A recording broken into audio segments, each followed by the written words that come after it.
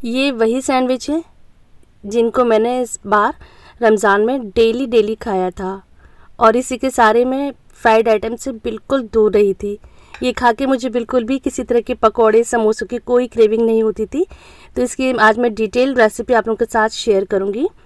और साथ ही आज हर जगह एलपीजी की क्राइसिस हर जगह है, तो उसी के हवाले से मैं कुछ आप लोगों के साथ टिप्स ट्रिक्स शेयर करूँगी।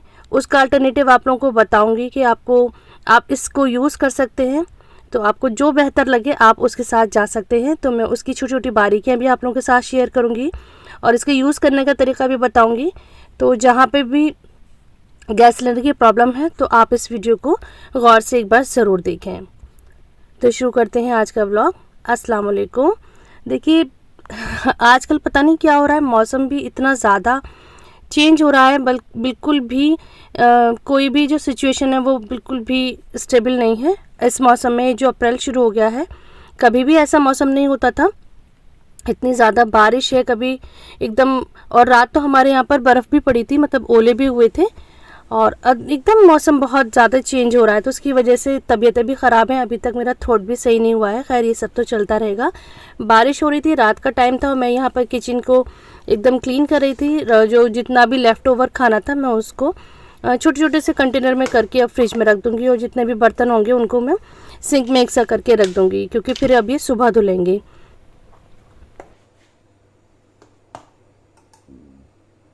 तो इस टाइम ये सब मैं खाली करके और गैस को बिल्कुल साफ़ कर दूंगी, और जो काउंटर टॉप है उसको बिल्कुल क्लीन कर दूंगी।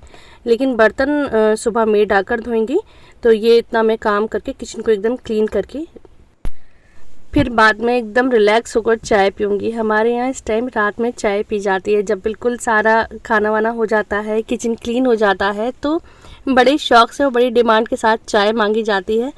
तो मेरे हस्बैंड भी इस टाइम चाय पीते हैं, मेरे फादर भी इस टाइम चाय पीते हैं, मेरा बेटा भी इस टाइम चाय पीता है, और मैं भी चाय पीती हूँ इस वक्त। तो मैं कोशिश करती हूँ, अब मेरी कोशिश चल रही है कि इस टाइम की मैं चाय छोड़ दूँ। तो साथ साथ किचन भी क्लीन हो रहा है और चाय भी बन रही है। तो हर एक के घर के अपने अपने कुछ तरीक़े होते हैं, कुछ शौक़ होते हैं। तो ये चाय मेरे घर का शौक़ है, ये है रात की चाय।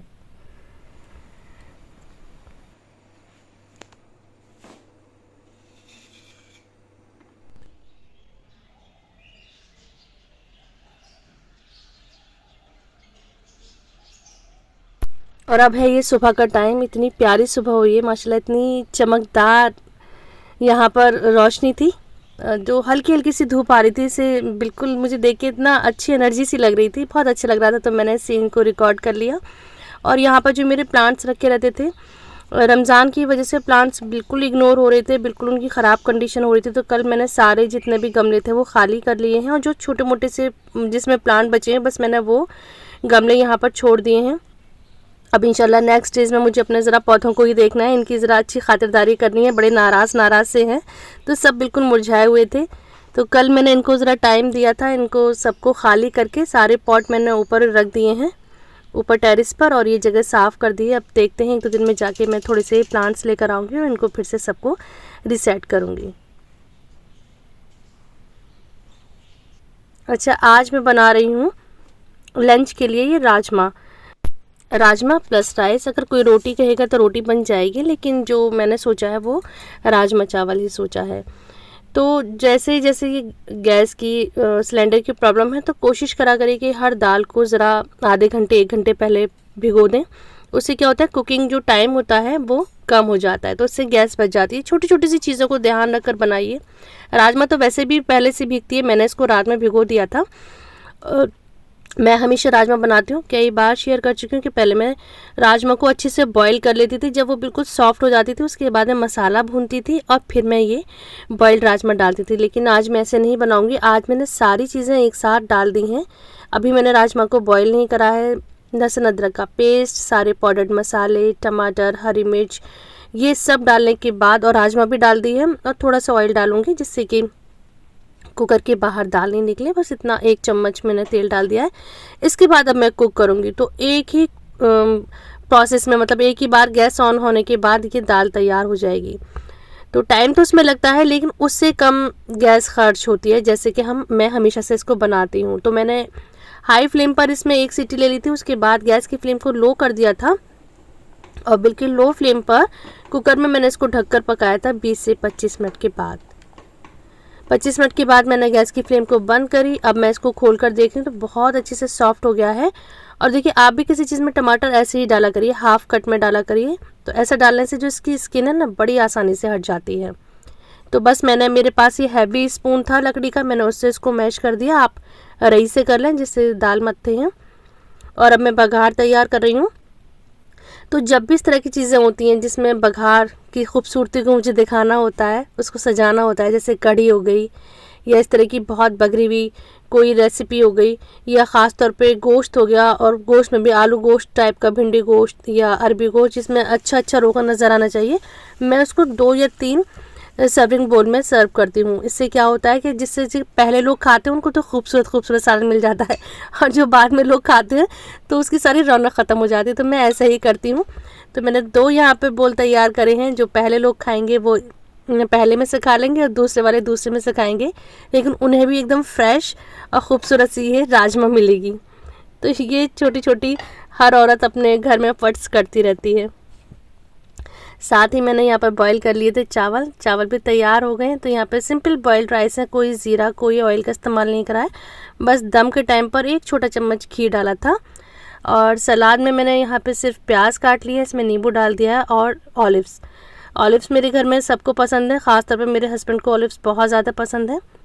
तो देखिए, खूबसूरत सी प्यारी सी ये राजमा रखी हुई है, सलाद तैयार है, और हम लोग खाना खाते हैं। मैंने कहा था ना शिफ्ट में खाना होता है, क्योंकि हमारे घर में सबकी टाइमिंग अलग अलग होती है। कोई कभी आता है तो कभी खाता है, कोई कभी आता है तो कभी खाता है। अब इस टाइम मैं और हस्बैंड बैठ के खाना खा रहे हैं। तो बाद में पहले पापा ने खा लिया, तो उसके बाद फिर अब बेटे खाएंगे। और मैं किसी को साथ कहने की कह भी नहीं सकती खाने के लिए, क्योंकि सबकी मजबूरी है और सबके साथ कुछ ना कुछ ऐसी चीज़ें हैं कि हम लोग साथ में खाना नहीं खा सकते। तो इसलिए मैं इस तरह से सर्व करती हूँ। तो खाना भी हो गया था, और साथ साथ मैंने अब यहाँ पे किचन भी क्लीन कर दिया है, सारे बर्तन वगैरह धोकर रख दिए हैं। तो जब किचन भी क्लीन हो, खाना भी हो जाए, तो मैं बड़ा फ्री महसूस कर रही थी अपने आप को। नमाज हो गई थी, खाना हो गया था, तो मैं सोच ही रही थी कि मैं कुछ स्टिचिंग कर लेती हूँ। मुझे बस शूट मत करिए, मैं पीछे से बोलता हूँ, शूट मत करना बस मुझे, तो फिर मैं बोल नहीं पाऊँगा, फिर तो मैं फोटो भी नहीं ले पाता मेरा कोई। हमने देखा एक आदमी को रोड पे चलते हुए।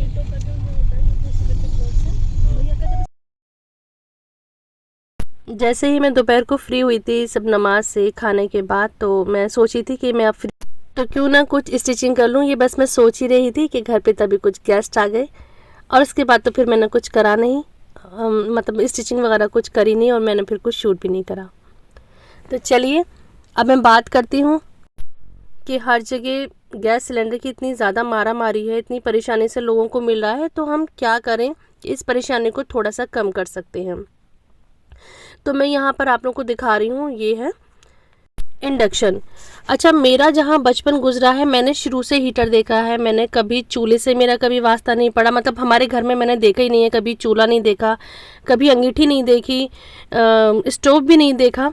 हमारे यहाँ शुरू से हीटर का इस्तेमाल होता था। हीटर इस फॉर्म में नहीं होता था, इंडक्शन की फॉर्म में नहीं होता। एक नॉर्मल प्लेट होती थी जिसमें स्प्रिंग सी होती थी, मेरे जहन से उसका नाम निकल रहा है, उस स्प्रिंग का नाम निकल रहा है, और उस पर हमारी अम्मी काम किया करती थी, या फिर हमारे घर होती थी गैस। तो उसको ज़रा हैंडल करना, उस हीटर को हैंडल करना थोड़ा मुश्किल होता था, क्योंकि उसका टेम्परेचर कम या ज़्यादा नहीं कर सकते थे।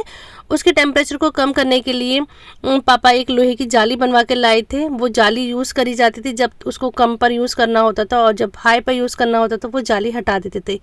तो उसी तरह से अब हर चीज़ में सहूलतें इतनी ज़्यादा हो गई हैं, अल्लाह का शुक्र है। तो उसी का एक ये ईजाद आई थी इंडक्शन के साथ ये होता है कि हम इसके लिए ख़ास ही इसके पर्टिकुलर मखसूस बर्तन होते हैं, सिर्फ इंडक्शन पे वही बर्तन यूज़ कर सकते हैं जिसका फ्लैट बेस होता है, और इंडक्शन की उसमें कुछ सिम्टम्स होते हैं, मतलब डॉट्स वगैरह होती हैं, सिर्फ वही लिमिटेड बर्तन ही हम उस पर यूज़ कर सकते हैं। अच्छा, अब ये है नेक्स्ट चीज़, ये इंडक्शन से आगे की चीज़ है। ये बिल्कुल हीटर की तरह से काम करता है, इसे कहते हैं इंफ्रारेड, और इसमें हम कोई भी बर्तन यूज़ कर सकते हैं। इसे हीटिंग प्लेट भी कहते हैं, इंफ्रारेड भी कहते हैं। इसका फ़ायदा ये होता है कि इसमें हम कोई भी बर्तन यूज़ कर सकते हैं, कोई परेशानी नहीं है। इसमें रोटी भी इजीली बन सकती है। कोई भी आप कुकर, लोहे का बर्तन, पीतल का बर्तन, इवन जो कास्ट आयरन होती है वो भी रख देंगे, एल्यूमिनियम भी रख देंगे, नॉन स्टिक भी बर्तन रख देंगे, चाहे नीचे सिर्फ इसका जो बेस है फ्लैट नहीं हो बर्तन का। मैं देखिए आपको सारे तरह के बर्तन रख के दिखा रही हूँ। मैं जल्दी जल्दी से ही वीडियो शूट करी थी अभी किचन भी क्लीन नहीं था यहाँ पर और बर्तन भी क्लीन नहीं थे, जो थे मैं रख के दिखा रही थी कि मेरा मकसद है सिर्फ आपको गाइड करना। एक कढ़ाई का आपने बॉटम देखा कि बिल्कुल राउंड था, उस वाली कढ़ाई का भी और इस वाली कढ़ाई का भी, लेकिन ये जो हीटिंग प्लेट है ये बहुत अच्छे से काम कर रही है। वरना क्या होता है इंडक्शन पे से अगर हम कोई बर्तन हटाते हैं तो फ़ौरन वो बीप देने लगता है, उसका इंडिकेशन देने लगता है कि या काम नहीं कर रहा, मतलब बर्तन उठाते ही जो इंडक्शन है बंद हो जाता है। और उसके बर्तन ना रखो, जो पर्टिकुलर ख़ास उसके बर्तन होते हैं वो बर्तन नहीं रखो, तब भी इंडक्शन बंद हो जाता है। लेकिन इसके इंफ्रारेड के साथ ऐसी कोई भी कंडीशन नहीं है।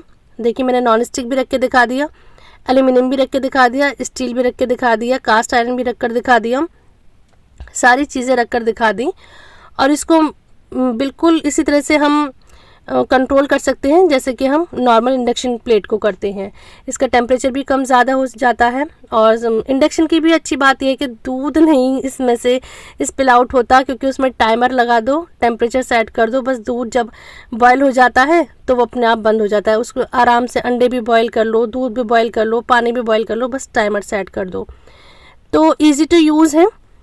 मैं समझती हूँ कि आपको ये जो मैं जानकारी देना चाह रही थी वो आपको हेल्पफुल लगी होगी। अगर अब भी आपको इसके बारे में कुछ भी पूछना है तो आप मुझे कमेंट में पूछ सकती हैं।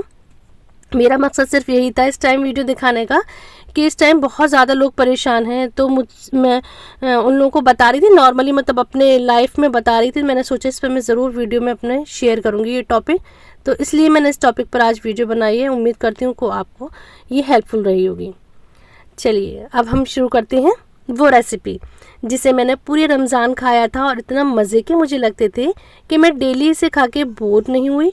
और इसे खाने के बाद मुझे बिल्कुल भी फ्राइड चीज़ों की तरफ मैं नज़र भी ख़राब नहीं करती थी। मैंने वीडियोस में शेयर भी करा था कि मैं उसी टेबल पे बैठ के खाना खाती थी जिस पे तमाम माशाल्लाह सारे फ्राइड आइटम और मीठे और ये सब अफ्तार होते थे। उसी अफ्तार टेबल पे बैठ के मैं ये अपने सैंडविच खाती थी और स्लश पीती थी। तो इसके लिए मैंने 2 अंडों को बॉईल कर लिया। इस टाइम मैं बना रही हूँ अपने बेटे के लिए, रात का टाइम है, वो कुछ काम कर रहे हैं, उनको थोड़ी सी भूख लग रही थी। मैंने कहा चलो मैं तुम्हारे लिए वही सैंडविच बनाती हूँ जो मैं बहुत शौक से खाती हूँ। तो मैं बच्चों के लिए बना रही हूँ तो थोड़ा सा मैं इसमें चेंज करूँगी, बटर का इस्तेमाल थोड़ा ज़्यादा करूँगी। तो मैंने 2 अंडे बॉईल कर लिए थे, इसको मैंने ग्रेट कर लिया है। आप चाहें तो हाथ से ऐसे ही मैश कर लें। और इसमें डाला है मैंने ब्लैक पेपर पाउडर, सॉल्ट और चाट मसाला पाउडर। बस यही मसाले जाएंगे, इसके बाद ज़्यादा मसाले कुछ नहीं जाएंगे इसमें। बस अब जाएगी मेयोनीज़, केचप। अच्छा, जब मैं खाती थी तो मैं अपने लिए केचप नहीं डालती थी। और यहाँ पे डाला है मैंने मस्टर्ड सॉस। मेयोनीज़ भी मैंने बच्चों के लिए बना रही हूँ, बेटे के लिए बना रही हूँ, तो मेयोनीज़ भी थोड़ा मैंने ज़्यादा डाली है। अपने लिए मैं बस थोड़ी सी मेयोनीज़ डालती थी, या कभी कभी सिर्फ दही हंग कर डालती थी, जो पानी निकला हुआ दही होता है वो दही डालती थी। यहाँ पे डाल दिया है मैंने मस्टर्ड सॉस और इसको कर लिया है मिक्स। अब यहाँ पे डाल दीजिए आप वेजीज़। तो यहाँ पे तो सिर्फ मैंने डाली है सिर्फ शिमला मिर्च और प्याज। और जब मैं रमज़ान में खाती थी तो मैं इसमें ग्रेट करी हुई गाजर भी डालती थी, मेरे पास पीस भी थी, हरी मटर भी थी, मैं वो भी डाल देती थी, कॉर्न भी डाल देती थी और ये पत्ता गोभी भी डाल देती थी। तो आपके पास जो वेजीज़ हैं वो इसमें आप ऐड कर दीजिए बारीक बारीक चॉप करके। यहाँ इस टाइम फ़िलहाल मैंने प्याज और सिर्फ शिमला मिर्च डाली है। तो इस तरह से मैंने सारे स्लाइस निकाल लिए हैं। मैंने यहाँ पे 3 सैंडविच बनाए थे, मतलब 6 सैंडविच हो जाएंगे टोटल। तो 3 को यहाँ मैं तैयार कर रही हूँ। तो स्लाइस पहले मैंने लगा लिया, इसके ऊपर जितने भी मैंने स्टफिंग तैयार करी है सारी स्टफिंग को हम रख देंगे। अब मैं कोई भी सॉस वगैरह इसमें नहीं लगाऊंगी और ना ही मैंने ऊपर किसी बटर का इस्तेमाल करा है। आपने देखा मैंने अभी तक कोई बटर ऑयल घी का इस्तेमाल नहीं करा है। तो सारी स्टफिंग मैंने ये 3 स्लाइस पर रखी, ऊपर से 3 स्लाइस कवर कर दिए हैं। अच्छा, आप इसको 3 तरह से खा सकती हैं।